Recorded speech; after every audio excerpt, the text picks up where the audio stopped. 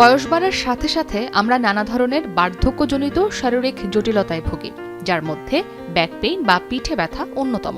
কেউ আবার বার্ধক্যের আগেই ব্যাক পেইন সমস্যায় ভুগে থাকেন। ব্যাক পেইন থেকে উপশম পেতে চিকিৎসকেরা ব্যায়াম করা, পর্যাপ্ত বিশ্রাম নেওয়া সহ নানা রকম পরামর্শ দিয়ে থাকেন। তবে জার্মানির একজন বৃদ্ধা ব্যাক পেইন থেকে উপশম পেতে বেছে নিয়েছেন অভিনব পদ্ধতি। রোলার কোস্টারে চড়ে ব্যাক পেইনের চিকিৎসা নিচ্ছেন ৮৫ বছর বয়সী senior উর্সেল।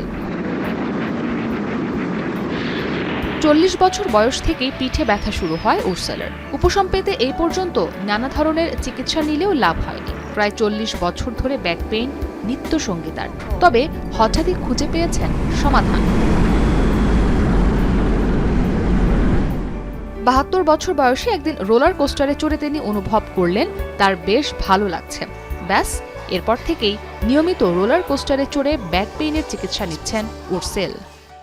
Es dehnt sich, im Körper tut sich was, mir geht es immer besser und mit der Zeit sind die Schmerzen wie weggeblasen.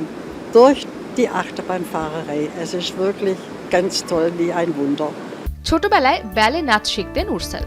সে সময় তিনি লক্ষ্য করলেন তার বন্ধুরা স্প্লিট করতে পারলেও তিনি পারছেন না, যদিও তখন তিনি কোনো ব্যথা অনুভব করতেন না। ৪০ বছর বয়সে তার কোমর ও পিঠে ব্যথা শুরু হয়। এরপর থেকেই প্রায় ৪০ বছর যাবৎ ব্যাক পেইনে ভুগছেন উর্সেল।